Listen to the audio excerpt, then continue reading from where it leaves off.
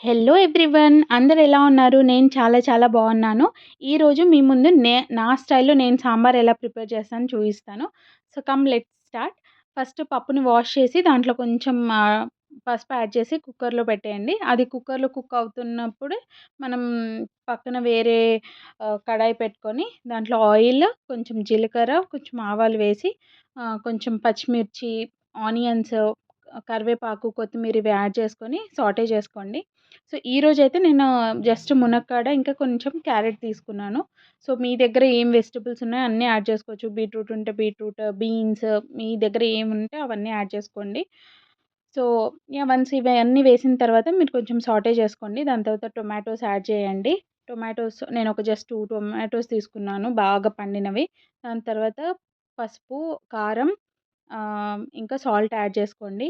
Add చేసి లిడ్‌తో cover చేసి cook అవ్వనివ్వండి. ఆలోపు ఒకవేళ మీ పప్పు అనేది కుక్ అయిపోతే మీరు దాన్ని బాగా స్మాష్ చేసి వాటర్ యాడ్ చేసి దాంట్లోనే మనకి చింతపండు రసం అనేది దాంట్లో స్క్వీజ్ చేసేసి వేసి మళ్ళీ ఆ స్టవ్ మీద బాయిల్‌కి పెట్టేయండి.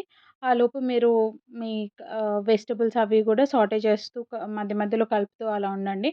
ఒక్కసారి మనకి వెజ్జీస్ కూడా అన్నీ కుక్ అయిన తర్వాత మనకి బాయిల్ అవుతున్న పప్పు దీంట్లో వేసేసి కలిపేయడమే. సో, ఇది కలిపిన తర్వాత కొంచెం సేపు బాయిల్ అవ్వనివ్వండి లిడ్‌తో కవర్ చేసి. మనకి ఇదేంటంటే కొంచెం నురుగు నురుగులాగా వస్తే అది ప్రాపర్‌గా కుక్ అయినట్టు చింతపండు అదంతా. సో, లిడ్‌తో కవర్ చేసి కొంచెం సేపు బాయిల్ అయిన తర్వాత లాస్ట్‌లో కొత్తిమీర చల్లుకోండి. అంతే. వేడి వేడి పప్పు, సాంబార్ రెడీ.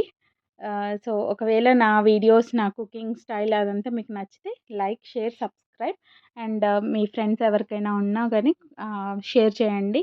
ఇంకేమైనా సజెషన్స్, ఇంప్రూవ్‌మెంట్స్ ఏమన్నా ఉన్నాయన్నా గానీ let me know in comment box. Thank you. Bye.